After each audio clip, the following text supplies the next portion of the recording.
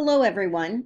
This is a brief overview of the Candidate Guide for Developmental Literacy 3043. This course focuses on the principles and practices for facilitating effective development of oral language, thinking skills, and literacy acquisition in young children. You will gain knowledge in practical classroom methods, instructional materials, and individualized strategies to facilitate literacy development through a balanced literacy approach with quality children's literature as the foundation of the curriculum. The lab course should be taken concurrently with 3043, but it can also stand alone if need be. Both of our texts are required. Guided Reading, Responsive Teaching Across the Grades, the second edition, and About the Authors, which is by Katie Woodray.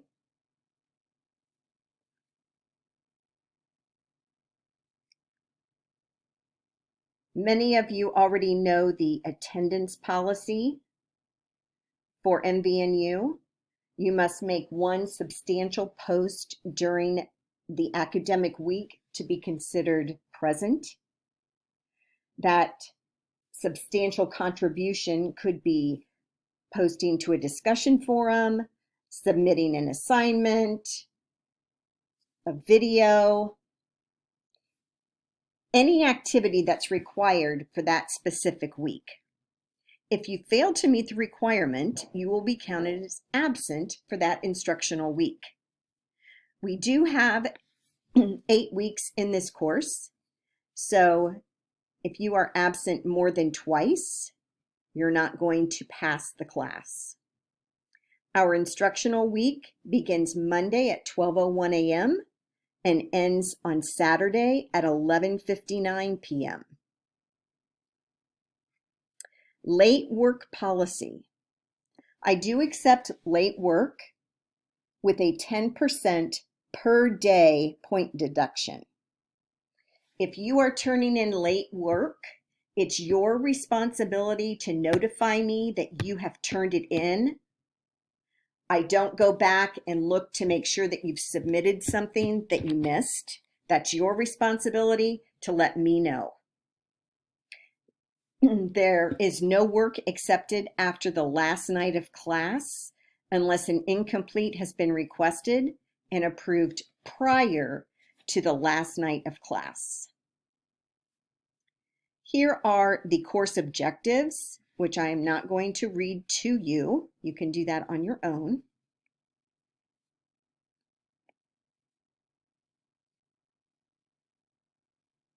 Our grading scale.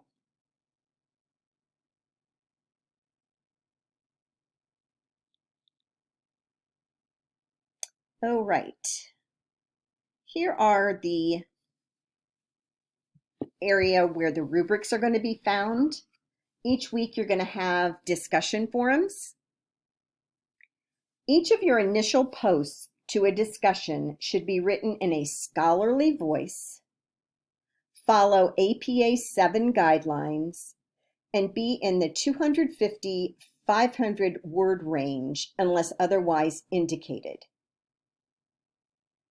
Your responses to your classmates can be less formal, but should promote further discussion about the topic. Your initial posting is due by 11:59 p.m. on Wednesday, and your responses must be in by 11:59 p.m. on Saturday. There is a reason that we ask your responses to be in the 250-500 word range, and that's because you really can't state your thoughts on the topic in fewer words. And we want that discussion going back and forth between the students. That is how a lot of learning occurs. Each week, I'll use this rubric to score your discussion forums. And I want to talk about just the advanced columns here. so you know what I'm expecting. For synthesizing concepts and principles, your initial response should use course material and reflect deep understanding of fundamental principles relating to the topic. The competencies that you show should be addressed and ideas creatively synthesized. Application of ideas, personal and/or professional examples. Your initial response uses professional and personal examples. At the same time, it integrates application of course materials. Example applications use course concepts correctly and insightfully. Writing standards. The writing in your postings should be clear, concise, and easy to understand. Terminology should be used correctly and that your response is coherent. Grammar and spelling must be correct, and the assignment has been posted by the due date and time. Responding to others. You're going to respond to 2 of your peers each week. Each reply should contain 150 to 250 words. And your response should include higher level thinking and challenge perceptions using research-based information. Make sure that your writing is scholarly and coherent, and that you are asking reflective questions. So to score in the advanced column, you're going to have to be asking questions of your peers. And please respond to these questions. You need to make sure that citations are included and the reference. Just let me say, you can't have a reference at the bottom of your posting if you haven't cited it within your post. I guess that falls under APA citation, which is our next element. Initial response uses 2 research-based sources in addition to our course text. So in order to be in the advanced, you're going to have 3 resources cited and referenced. Make sure that sources support assertions of fact and theoretical insights. You use citations accurately.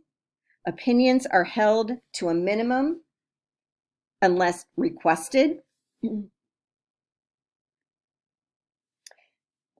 If you have questions over this rubric, please ask me before you submit your post for week 1. There is a literacy beliefs project, which is due the final Friday of the course. And I will send out a link about this during week 1. But here is the rubric that I will use to score your projects.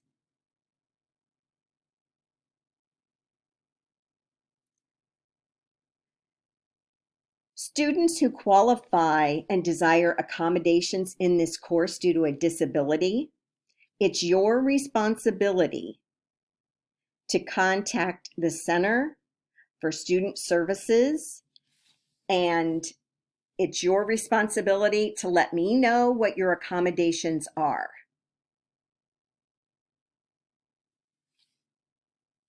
Here is the policy on plagiarism. So please be sure to read this. This class is accelerated. We have a lot to cover in 8 weeks. Let me just tell you right now, you are not going to be a pro at lots of the areas of a balanced literacy framework.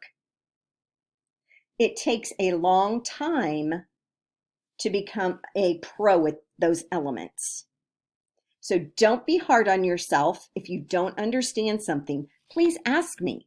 My job is to help you understand it better. Now, prior to the start of our course, please read through the candidate guide, familiarize yourself with the course content, procedures, and policy, log on to our Moodle site and explore it. I have posted my instructor introduction for you. You're also going to need to post an introduction about yourself. If you have questions, please ask me. I can't help you unless you ask.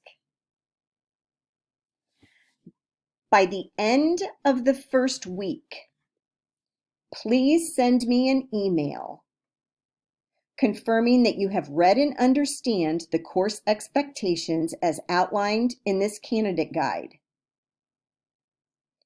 It is highly recommended that you look over the final project grading rubric the first week so that you understand the trajectory of the course and final expectations.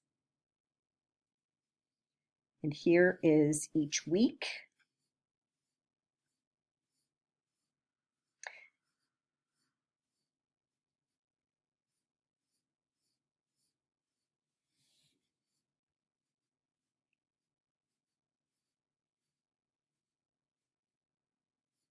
The appendix. As I've said before, if you have any questions, please ask me.